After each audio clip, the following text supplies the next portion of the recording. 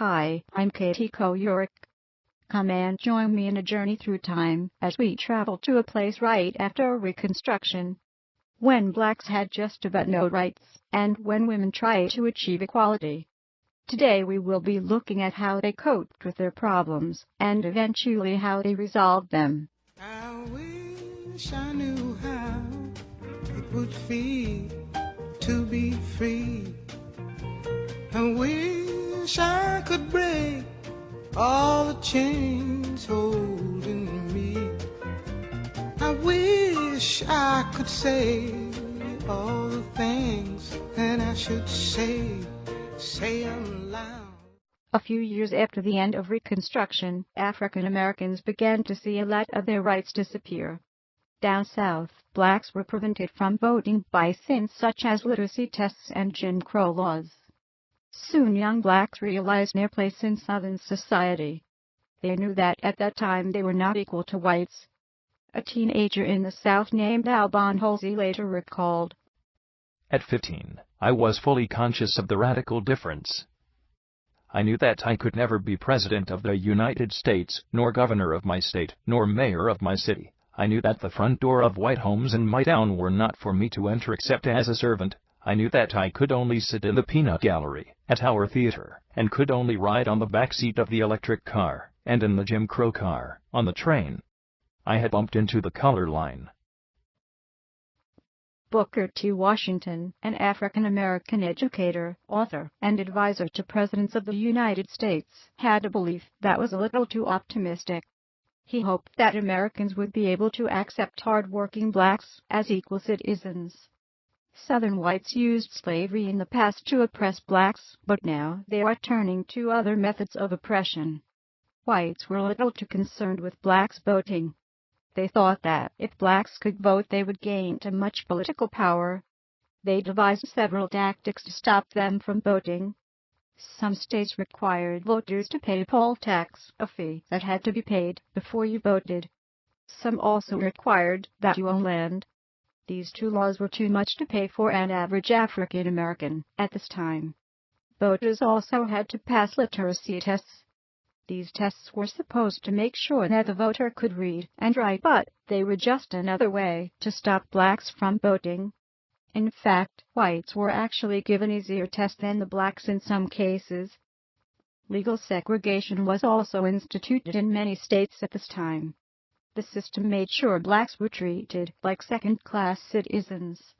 Segregation, meaning separation of the people, was required in the South by statutes called Jim Crow laws. These laws first appeared in Massachusetts when the state allowed railroad companies to separate black and white passengers. But it was in the South that these laws were firmly established. By the start of the 1900s, these laws dominated every aspect of Southern daily life. These laws separated them from parks, hospitals, schools, public buildings, and transportation systems. They weren't even allowed to drink from the same water fountain or use the same restrooms. Most whites at this time were scared that blacks would gain political power, and that they would take their jobs away from them. These laws were just a way of keeping blacks, whether whites wanted them, at the bottom of the social pyramid. They didn't want anything to do with them. Southerners had them separated from their social lives, so that they weren't bothered by them. Most blacks couldn't even walk down a street without getting a dirty look. This to the blacks made them feel as if they had no place in society, and that they would never have one. The greatest setback to African American equality had to have been the Supreme Court's establishment of separate but equal doctrine in the case of Plessy versus Ferguson. In this case, Homer Plessy, an African American, argued that his right to equal protection of the laws was violated by a Louisiana law that required separated seating for white and black citizens on public railroads. In the court's decision, they held that segregation was legal as long as the separate facilities provided for blacks were equal to those of the whites. The 14th Amendment was not intended to give Negroes social equality, but only civil and political equality. The equal part of the separate but equal ruling in Plessy proved hard to enforce, and African American schools and other facilities in the South were rarely if ever made equal. The 14th Amendment could not have been intended to abolish distinctions based upon color, or to enforce social or a commingling of the two races upon terms unsatisfactory to either. Homer Plessy was tired of the segregation and oppression. He was so mad that he took it to the courts. The courts did not see eye to eye with Homer Plessy. They thought that it was fine, as long as the railroad services served the blacks the same as the whites. Blacks saw their rights fade away after this case. There was no turning back. These laws were not the only things suppressing blacks. Down south was a tremendous amount of violence towards blacks. The worst kind of violence was called lynching, or murder of an accused person by a mob without a lawful trial. An estimated 1,220 blacks were lynched within a span of 10 years. Most of the time blacks were only suspected criminals. Often they had merely overstepped their status as second-class citizens, or had shown too little respect to whites. After the African American owners of the Memphis, Tennessee, grocery store were lynched, Frederick Douglass said, "The men lynched at Memphis were murdered because they were prosperous." These lynches were to put fear in the hearts of blacks, to put them in their place, to make sure that they followed the rules and always respected whites.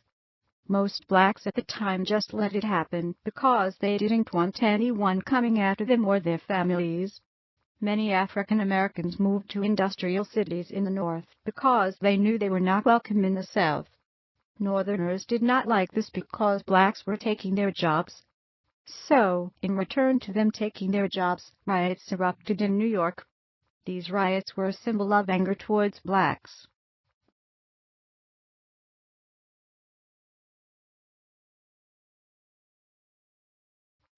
At the eve of the 20th century, women were looked at as someone who was inferior and as society's maid. Women during the pre-equality period had very little rights. It wasn't until 1920 that the 19th Amendment was passed, which gave women the right to vote in the United States. A lot of changes in women's equality came from the women's rights movement. The women's rights movement really kicked off in 1848 and climaxed in 1920 when women's suffrage was granted. This dramatic change in society at this time was one of the biggest events in US history.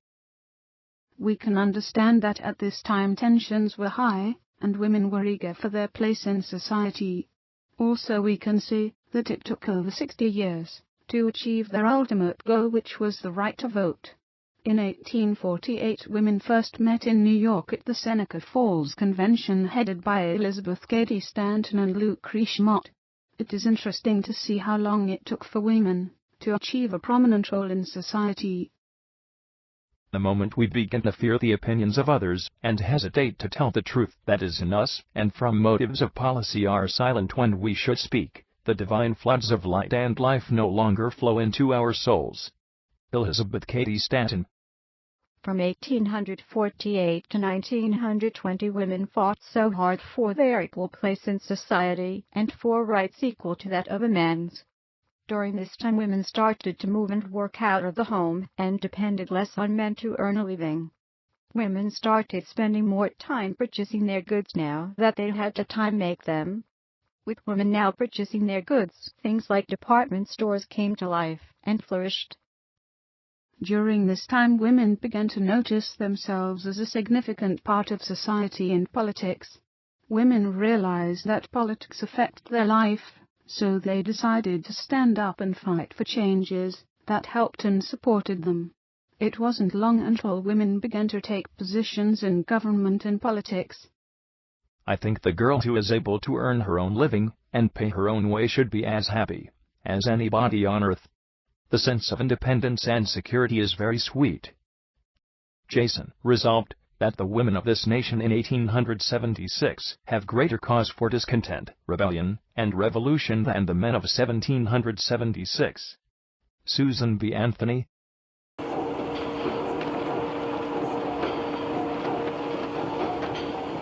They brought politics to the masses.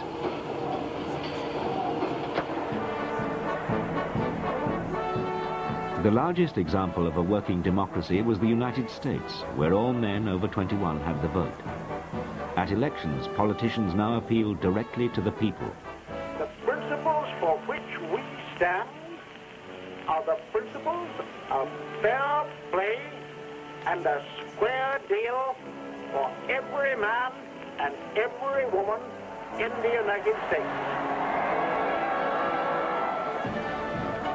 The American people regularly voted their leaders in and out of office. Politics was really hot. You really were a Democrat or a Republican, and people did business with that in their mind. Politics was really very important.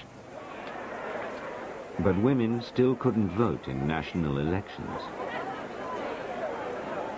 And there were others who were missing out. Black American men had the vote in theory, but many in the South dared not use it. John Morton Finney grew up in Missouri. Negroes in many places could not go to the polls to vote, although the law said they had the right to do so. They couldn't go to the polls. Why? Be lynched. Man may get killed, Negro man, trying to vote.